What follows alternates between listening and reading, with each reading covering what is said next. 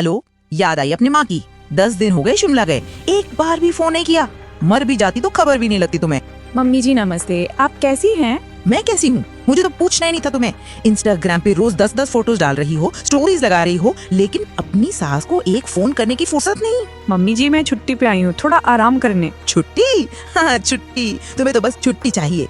छोटी बहू जब गई थी मनाली तो रोज मुझे वीडियो कॉल करती थी, सुबह कॉल, शाम को कॉल, हर जगह की फोटो भेजती थी। मेरे लिए कपड़े लाई थी, मिठाई लाई थी। तुमने क्या किया? एक फोन भी नहीं किया। बस करिए अपनी छोटी बहू की तारीफ, हर बात पे उसी का एग्जाम्पल। आप जानती हैं मम्मी जी, मुझे पता था, मुझे पक्का पता था कि आप ये करेंगी, इसीलिए मैं कॉल नहीं करना चाहती थी। क्या मतलब? ये कैसे बात कर रही हो तुम? मतलब ये कि आप मुझे 2 पल की शांति भी नहीं लेने देना चाहती। साल भर में इस घर का चूल्हा चौका करती हूँ, सुबह 5 बजे से रात 11 बजे तक, बर्तन, कपड़े, खाना, सफाई, सब कुछ। कभी एक धन्यवाद मिला? कभी एक अच्छा किया सुना? नहीं। अरे तो तुम्हारा फर्ज है, घर का काम तो करना ही पड़ेगा। फर्ज? हाँ मेरा फर्ज है, लेकिन छोटी बहू का नहीं। वो सुबह 10 बजे उठती है, एक कप चाय बनाती है आपके लिए और बन जाती है महारानी। हाय मेरी छोटी बहू कितनी प्यारी है। और मैं घोड़े की तरह खटू पूरे दिन, तो भी मुझे कोई नहीं पूछता। झूठ बोल रही हो, छोटी बहू बहुत काम करती है, तुम इसे देखती नहीं? नहीं देखती?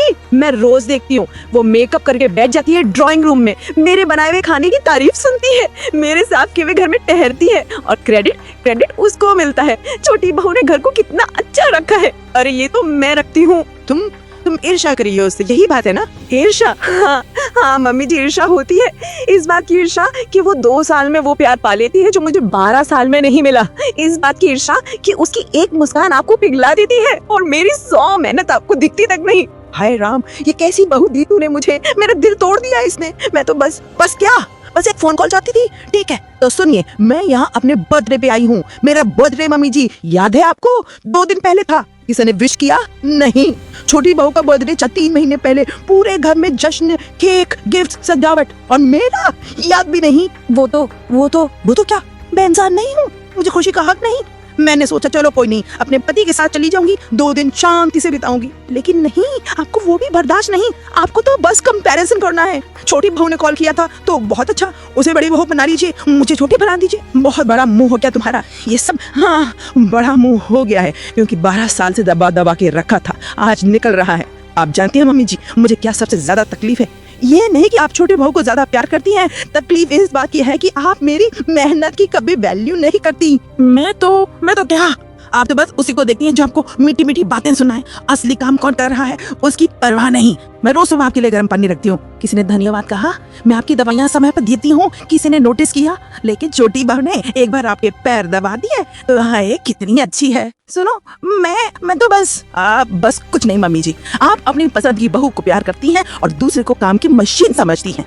लेकिन सुन लीजिए, अब मैं भी वैसे ही रहूंगी जैसे छोटी बहू रहती है। देर से उठूंगी, कम काम करूंगी और ज्यादा बातें बनाऊंगी, फिर देखते हैं घर कैसे चलता है। तुम्हारी हिम्मत कैसे हुई मैं तुम्हारे पति को?